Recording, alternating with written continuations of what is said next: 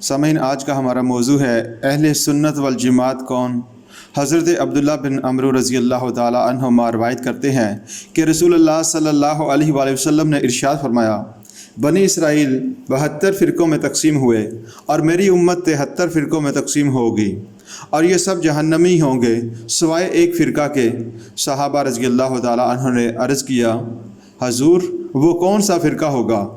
آپ صلی اللہ علیہ وآلہ وسلم نے فرمایا، جو اس راستے پر ہوگا جس پر میں ہوں اور میرے اصحاب ہیں۔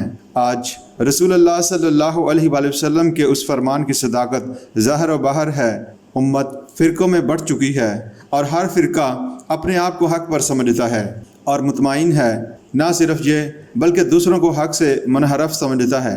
ہر فرقے نے اپنا مخصوص نام رکھا ہوا ہے اور علامتیں اختیار کر رکھی ہیں، اور وہ اپنے آپ کو نجات یافتہ سمجھتا ہے۔ تمام فرقے اپنے آپ کو حق اور دوسرے کو غلط ثابت کرنے کی کشاکش میں لگے ہوئے ہیں۔ ان فرقوں میں ایک فرقے کا نام اہل سنت والجماعت ہے۔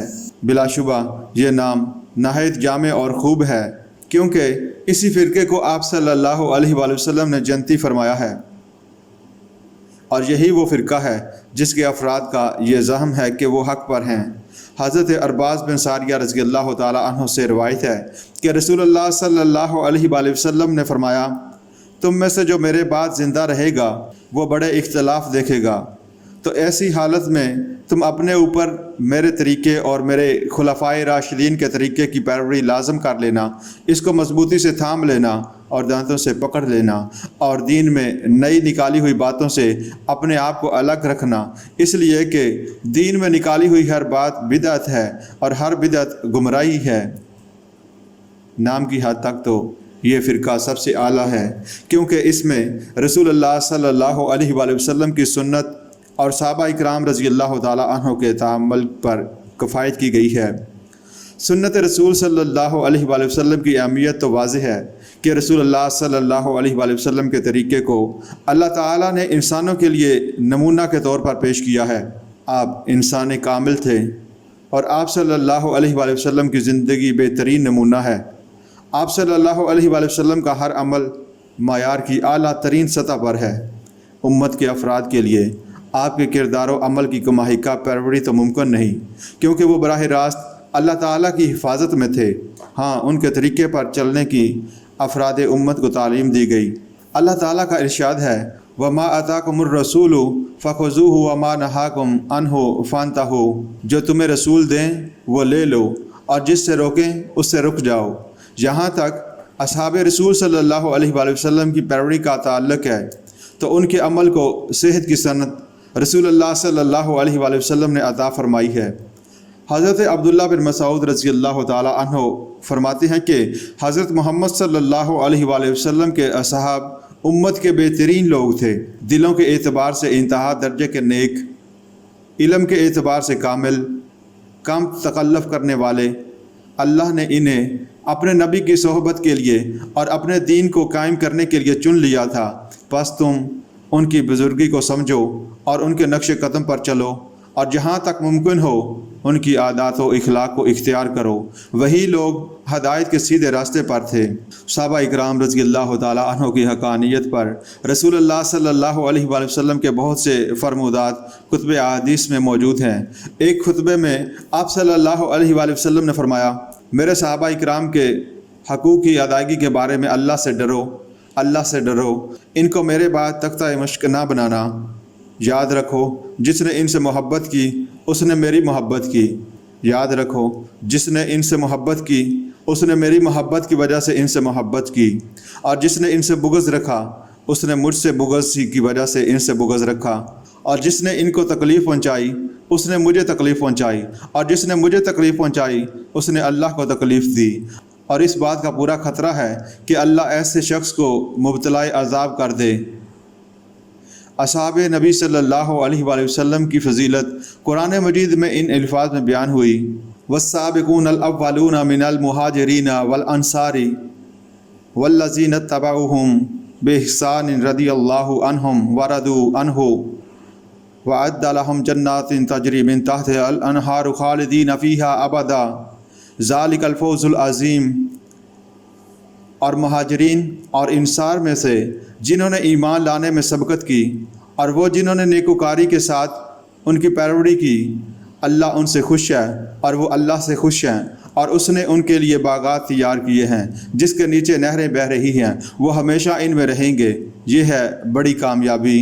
گویا صحابہ اکرام رضی اللہ تعالیٰ عنہ کو اللہ تعالیٰ کے ہاں قبولیت کا درجہ حاصل ہے، اور وہ لوگ بھی حقیقی کامیابی کے ساتھ بہرہ مند ہوں گے جو ان کی پیروی کریں گے۔ پس اہل سنت والجماعت یعنی سنت رسول صلی اللہ علیہ وآلہ وسلم پر عمل کرنے والے اور اصحاب رسول صلی اللہ علیہ وآلہ وسلم کے طریقے پر چلنے والے کامیاب و کامران ہیں، لیکن صرف نام ہی کافی نہیں ہوتا۔ جس شخص کا نام غلام محمد ہے وہ اس میں بمسمہ تبھی ہوگا جب وہ اپنے اخلاق و اعمال میں رسول اللہ صلی اللہ علیہ وآلہ وسلم کی اطاعت کرتا ہو، اگر ایسا نہ ہو تو اس کا نام صرف دھوکہ ہے۔ اسی طرح اہل سنت والجماعت وہی شخص ہوگا جو صحیح معنوں میں رسول اللہ صلی اللہ علیہ وآلہ وسلم کا مطیع و فرمان اور اصحابہ کے طرز حیات کو اپنائے ہوئے، یعنی اہل سنت والجماعت کا دعویٰ کرنے والے شخص کو ثبوت میں اپنے کردار و عمل کو پیش کرنا ہوگا۔ سب سے پہلے عقائد ہیں اور پھر عمل۔ اہل سنت والجماعت وہ ہیں جو توحید و رسالت پر پختہ ایمان رکھتے ہوں۔ توحید یہ ہے کہ اللہ تعالیٰ خالق کائنات ہے، وہ تنہا ہے، اس کا کوئی شریک نہیں، اس کا کوئی مثل نہیں، وہ اپنی ذات اور صفات میں ہر طرح کے شرک سے پاک ہے۔ اللہ تعالیٰ عالم الغیب ہے، وہ ہر جگہ موجود ہے، اس کو کسی کی احتیاج نہیں، جبکہ مخلوق کا ہر فرد اس کا محتاج ہے۔ یہ ہے توحید پر ایمان کا عقیدہ، یہی قرآن کی تعلیم ہے، اور یہی رسول اللہ صلی اللہ علیہ وآلہ وسلم کے طرز عمل اور تعامل صحابہ رضی اللہ تعالیٰ عنہ سے ثابت ہے۔ اصحاب رسول صلی اللہ علیہ وآلہ وسلم توحید خالص کو مانتے تھے، وہ مخلوق کے کسی فرد کو نہ عالم الغیب مانتے تھے نہ حاضر و ناظر۔ ان کا پختہ یقین تھا کہ جس طرح عبادت اللہ وحدہ لا شریک لہ کی ہے، اسی طرح استعانت بھی اسی سے ہے، اور یہی مطلب ہے ایاک نعبد و ایاک نستعین کا۔ اب وہ کس طرح کا اہل سنت والجماعت ہے کہ جس کے نزدیک اللہ کے کچھ بندے غیب دان ہوتے ہیں، کچھ ہر وقت ہر جگہ ہوتے ہیں اور ہر شے پر ہر وقت نظر رکھتے ہیں، جس کی توحیدی خالص نہیں ہے، اور کیسا اہل سنت والجماعت ہے۔ پھر عملی اعتبار سے دعا صرف اللہ کا حق ہے، دعا عبادت کا مغز ہے۔ اللہ کے سوا کسی کے آگے ہاتھ پھیلانا نہ سنت سے ثابت ہے نہ تعامل صحابہ سے۔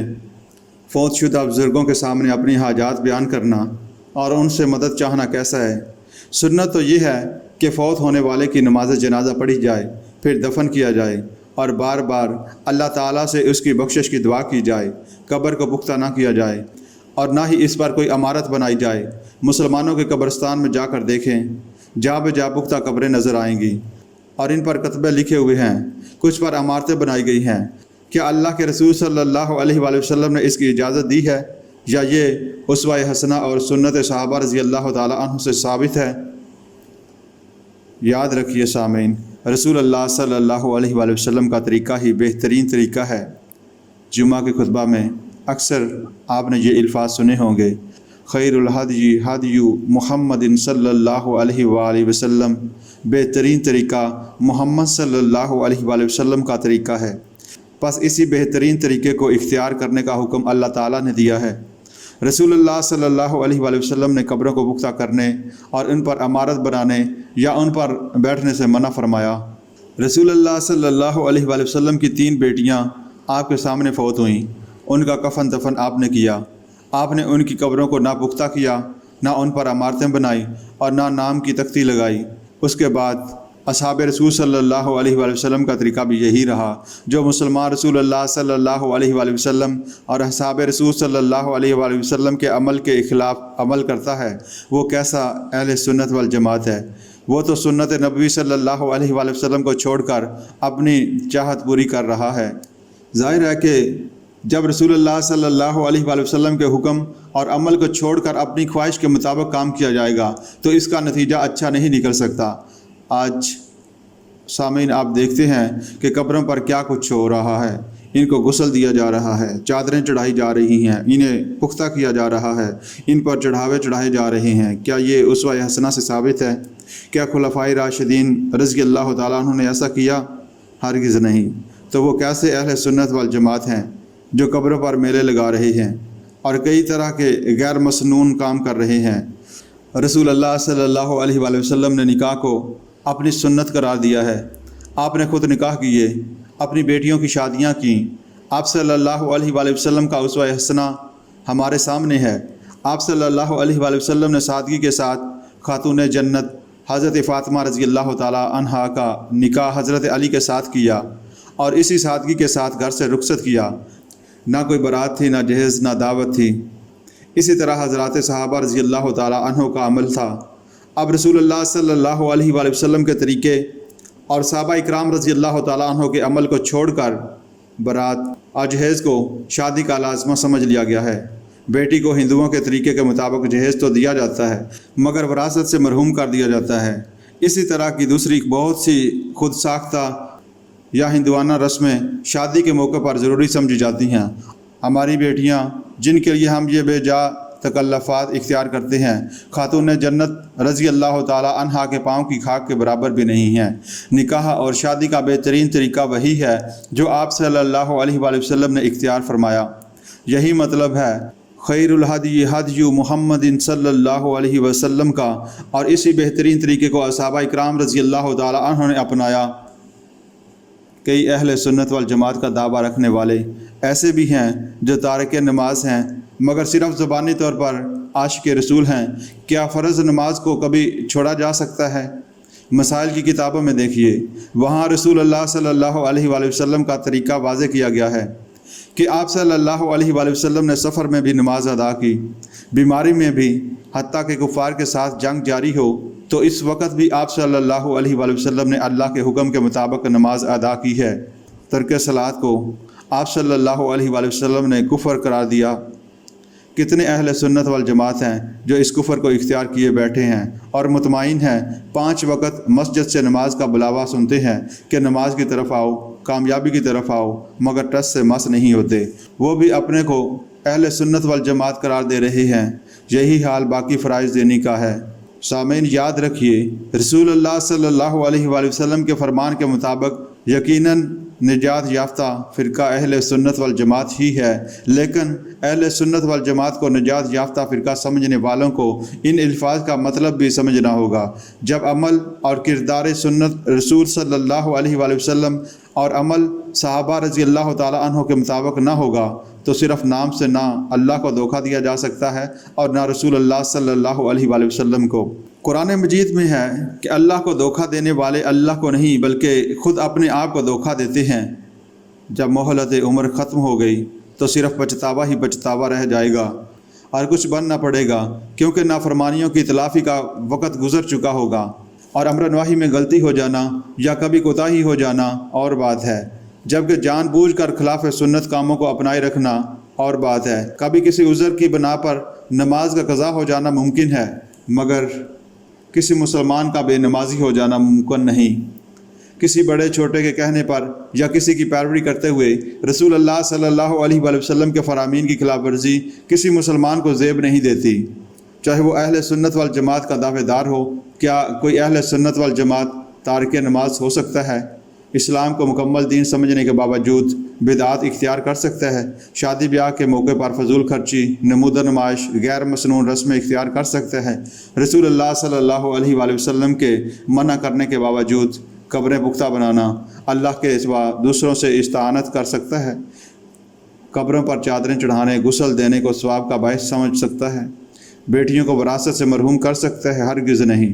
تو جو مسلمان ایسا کرتا ہے اسے حق نہیں پہنچتا کہ وہ اہل سنت والجماعت ہونے کا دعویٰ کرے۔ کسی وقت غفلت کے نتیجہ میں کوئی نماز قضا ہو جائے یا خلاف سنت کوئی کام سرزد ہو جائے تو وہ اور بات ہے، کیونکہ انسان خطا کا پتلا ہے۔ اللہ تعالیٰ کا وعدہ ہے کہ اگر تم بڑے بڑے گناہوں سے بچتے رہو گے تو ہم معاف کر دیں گے، تم سے تمہارے چھوٹے گناہ اور داخل کریں گے تم کو عزت کے مقام میں۔ مگر مسلمان کو یہ زیب نہیں دیتا کہ اللہ اور رسول کے احکام کو جانتے بوجھتے ترک کرے اور جن کاموں سے آپ نے روکا ہے ان کو بلا دھڑ اختیار کرے۔ ایک مسلمان کے لیے یہ کسی طرح مناسب نہیں کہ رسول اللہ صلی اللہ علیہ وآلہ وسلم کے امر و نواہی کی مستقل خلاف ورزی کر کے اللہ اور رسول کو ناراض کرے، اہل سنت والجماعت ہونے کے لیے سنت رسول صلی اللہ علیہ وآلہ وسلم اور عمل صحابہ رضی اللہ تعالیٰ عنہ کو پورے ذوق و شوق اور خوش دلی کے ساتھ قبول کرنا اور پورے خلوص کے ساتھ اس پر عمل پیرا کرنا ضروری ہے۔